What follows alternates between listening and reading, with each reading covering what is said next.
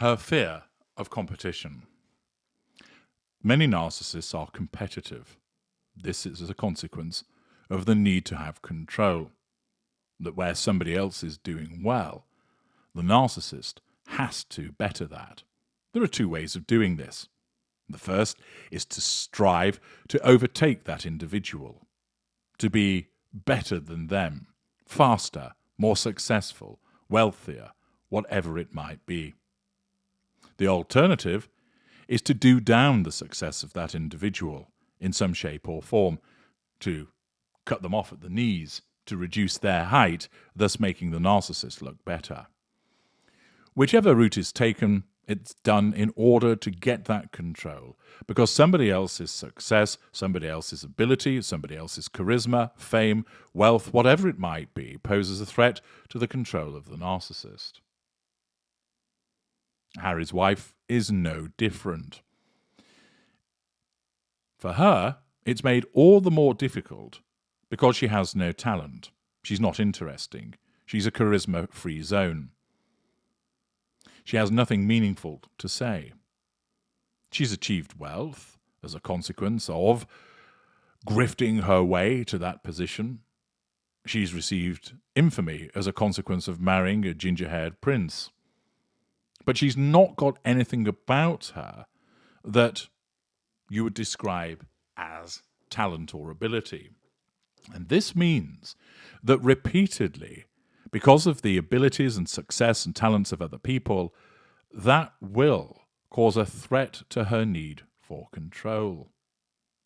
And in the circumstances, presents a particular difficulty for her, because she will, as a consequence of her prominence, repeatedly come into contact with people who are more famous, who are wealthier, who are more talented, more interesting, with better things to say. And thus, that will increase a competitive response in her to have to do something about it. The problem that she's got, for instance, if she meets someone who's really good at dancing, she's not going to be able to outdance them. After all, we all saw that rather bizarre rubbery-legged exhibition in the doorway at Nottingham Cottage, which demonstrates she won't be dancing with the stars anytime soon. If someone were to make a fantastic speech, she thinks that she can make a fantastic speech, but the only thing that's fantastic about it is her ability to send people into a catatonic state. Accordingly, when it comes to competition, going head-to-head is problematic for her because she simply doesn't have the talent to back it up.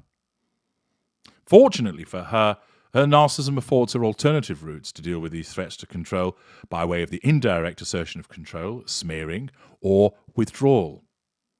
And a further instance of how competition has caused a problem for her comes to us courtesy of the Super Soaraway Sun and an article written by a gentleman called Tom Bauer, who you might have heard of. He writes, "The royal snub was brutal. After flying for 22 hours from London to Sydney at Prince Harry's request, David Beckham was puzzled why the prince had not met him.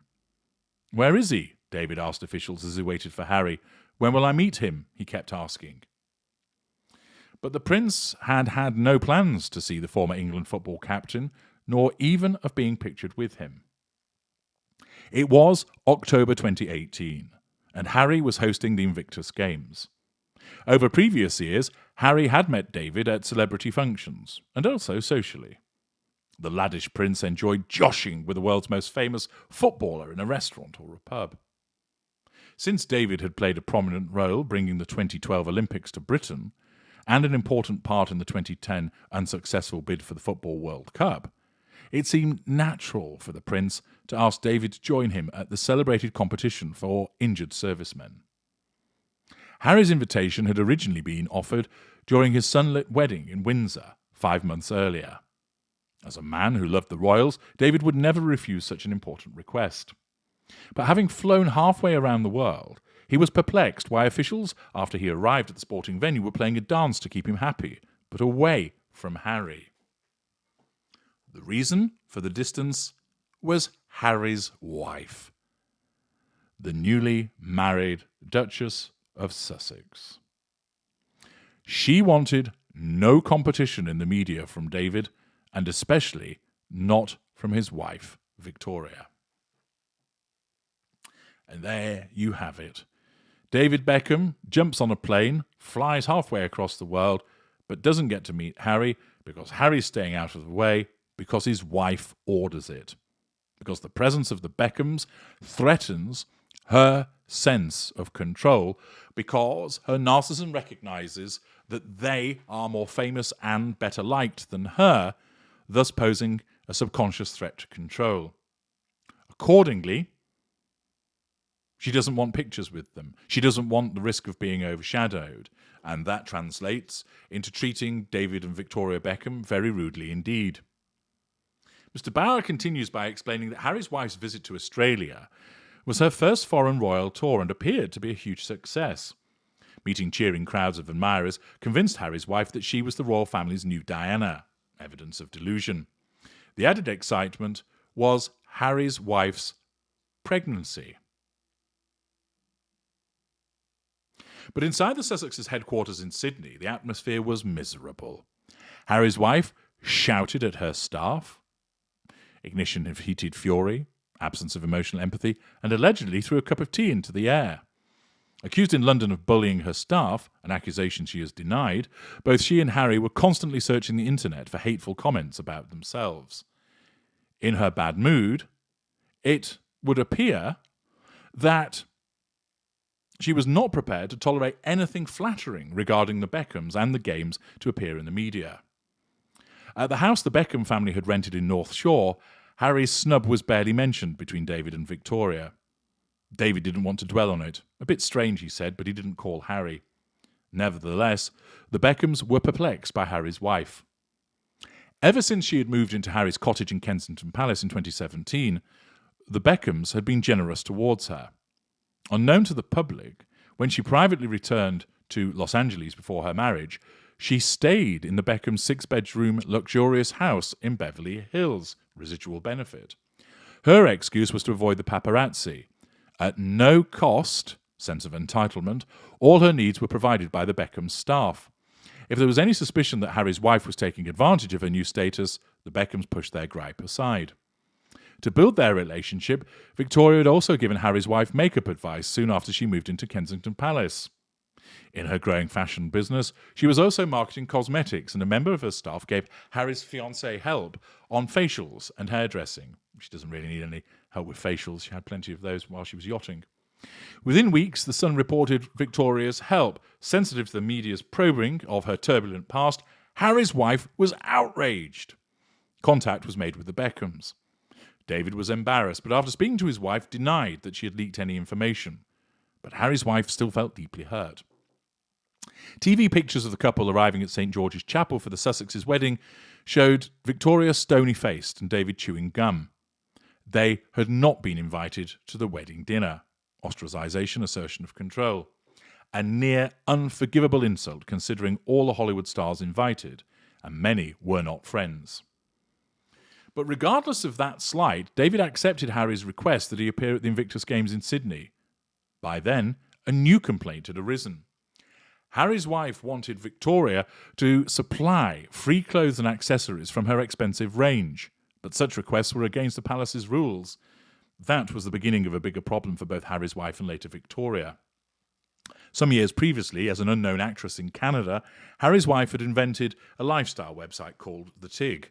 Among the benefits she eked from the TIG were free products, residual benefit, from luxury brands such as Hermes in exchange for promoting their handbags on her website. As a blatant celebrity hunter, Harry's wife found it tough to get freebies and fame. But once she became a member of the royal family, luxury brands were expected to fall over themselves to be associated with her, herself, a fashionista, including Victoria. At that stage in her business in 2017, Victoria was losing millions of pounds. Giving expensive clothes away free was generally disallowed, and she would not want to annoy the palace. A frisson developed between the two women. Yet, during the 10 months before the Sydney snub, there was every reason for Harry's wife and Victoria to bond. Both were ambitious, active professional women, and critically, both were self-made, and I take issue with that. As a fashionista, Harry's wife, then 37, should have been fascinated by 44-year-old Victoria's bold attempts to build a brand and a business. They are also neighbours in Oxfordshire, close to the Soho farmhouse retreat. The Beckhams had bought a house while Harry rented a converted barn. As celebrities, it would appear that they would have much in common. However, while Harry and David did occasionally meet at weekends, Harry's wife had already, as an observer noticed, put on airs. This shows the chameleon nature of her, also being haughty and dismissive. As a Californian, she felt little in common with a girl from Essex.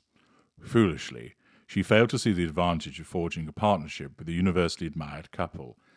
That, of course, is demonstrative of the way that her narcissism focuses on slating the Beckhams in order to assert control over them, how she fears the competition from them, and therefore behaves in a haughty and dismissive manner rather than harnessing them, emphasising how she is not this calculating individual, but rather operates on an ad hoc basis.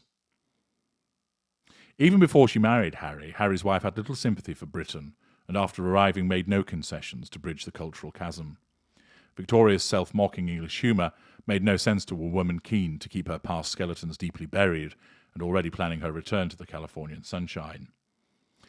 Another irritation was David's friendship with Prince William.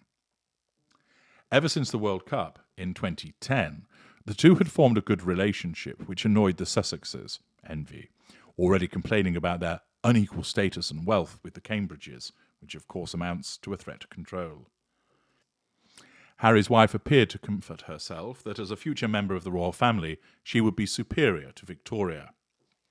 But in a celebrity world all about money, lifestyle and showing off, the Beckhams had so much more: private jets, invitation to yachts, and much more money than herself, the future Duchess.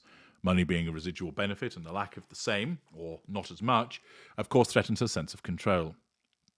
However, in the wake of the snubs in Sydney, when relations between the Sussexes and the Beckhams dramatically cooled, Victoria's clothing sales were at that point not good, and she was anxious to promote her outfits. In the run-up to Christmas 2018, she agreed to lend Harry's wife a navy blue coat. The Duchess wore it on Christmas Day on the walk with the royal family to the church at Sandringham in Norfolk. To Victoria's dismay, it had no effect on sales. During 2019, as the Sussexes' dissatisfaction increased and the first steps to Megxit, the Sussexes moved to California in January 2020, were manifested in bitter allegations and arguments with the Cambridges, the Beckhams preferred not to take sides. Nevertheless, Victoria produced a custom-made white coat and dress for Harry's wife, residual benefit, then pregnant, to wear in a last appearance in Westminster Abbey in March 2020. By then, Harry's wife's popularity was falling. Unsurprisingly, her endorsement of Victoria's label failed to improve sales. Victoria's only consolation was a 1,400 bag used by Harry's wife sold out after being linked in an Instagram video, but the number of available bags was small. Over the following year, as the Sussexes poisoned their own image in the Oprah Winfrey interview, the Netflix series, and Harry's imminent memoir, the royalist Beckhams decisively shunned the exiles in Monty Shit Show. Finally, in December 2022, David Beckham delivered a devastating riposte. In the middle of the World Cup, he flew 6,600 miles from Qatar to Boston to help Kate and William celebrate the Earthshot Prize. To the Cambridges' delight, President Biden was also present, endorsing the couple's philanthropic work. Cue explosion in Monty Shit Show. On that very day, or rather actually, cue explosion in New York, because Harry's wife and Harry were in New York. For months they had planned a publicity-seeking visit to boost their own philanthropy. To their dismay, in the American and world media, David's kiss on Kate's cheek eclipsed the Sussexes' junket in New York. Worse, Kate was wowing the American crowds. It is the British couple who have decisively come out on top. 2 weeks ago, Lionel Messi, the great Argentinian footballer, scored a stunning last-minute goal playing for Beckham's team in Miami. Eruptions of joy could be heard across the globe. The Beckhams' celebrations continued for hours. Golden balls classed many favourite celebrities during the party. One couple was noticeably absent, the Sussexes. The terrible truth Harry's wife and Harry ignore is that Brand Sussex, unlike Brand Beckham, is faltering. Harry's wife would have done much better had she copied Victoria than push her away. But of course, as a consequence of her narcissism, and as I've explained to you many times, it causes the short-term behaviours which gets her to the prime aims but then always results in collateral consequences, such as the one that I have described. I'm H.G. Tudor. Thank you for listening.